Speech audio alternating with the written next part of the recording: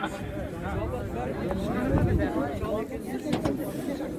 Ассалаумағалейкум ардақты ағайын, қадірменді қазақ елі. Түнгі сағат 2-ден бастап бүгін қалай болады екен, халық жиналар ма екен?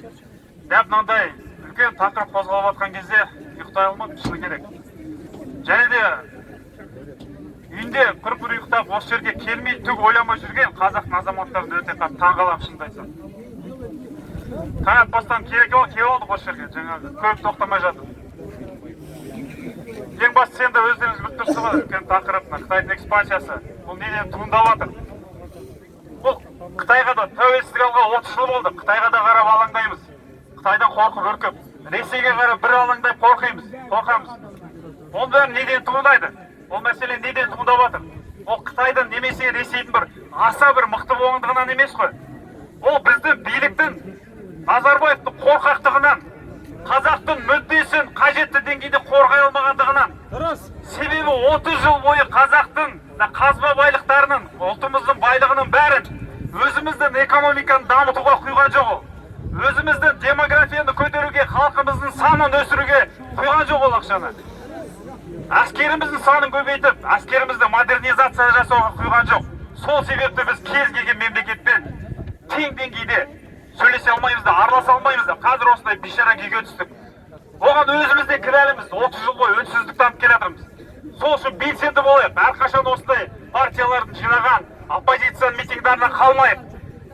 Және де қазақтың әншейінде намысын, бір жалған намыс, кез келген бір понятие деген бір өзінің жеке мүддесінің понятиясын до конца кететін азаматтарға да айтқым келеді, қазақтың батырсымақтарына.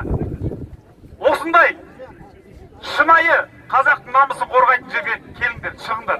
Өтірік бір жерде өздеріңізше көкіректеріңді келіп, намыстарыңды бір жерге қажет емес ол. Жалған құндылықтар, жалған намыс.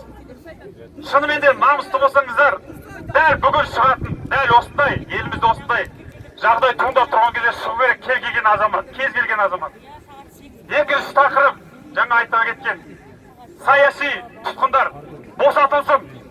Қорқақ Назарбаев әбден қан ішті мына. Біздің батырларымыздың бәрін, үні шыққан, күреске келген адамдардың бәрін қамап, әділдік жоқ. Ешбір күресуге мүмкіндік бермей жатыр.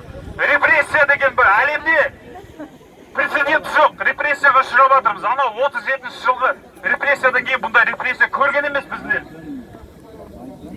Сондықтан да Европарламент резолюциясының орындалуын талап етеміз. Заңды талабымыз. Сондықтан да кез келген саяси тұтқындар босатылсын. Қазіргі заманнан батырлары жаңағы біздің спортсмендер емес, біздің жұлдыздар, әншілер емес. Дәл осы біздің батырлар, саяси тұтқындар, азаматтық белсенділер, осы күрес жолында жүрген мынандай азаматтар, таза біздің жұлдыздар, біздің батырлар осылар. Сондықтан жалған құндылықтарға алданбай, билік бізге неше түрлі жалт-жұлт еткен жылтырақты көрсетіп, телевизордарда бәр жерден санамыз дулап алдап отыр. Тек қана интернет желісінен осындай партиялардың, оппозицияның күресін көріп, оқып, зерттеп, саяси сауатымызды ашып, саяси белсенді болуымыз қажет. Енді көп сөйлемейіп қойым, мына жерде менен басқа да айтатын азаматтар бар. Ең бастысы, дәл бүгіндегідей қазақтың күні биік, көк аспан осындай ашық болу үшін әрқашан күресті тоқтатпауымыз керек. Қазақ елі алға! Өте дұрыс. Келесі сөзді саяси белсенді болашақ міне ана Диана Мұхамедоваға береміз. Армысыздар қазақ елі. Мына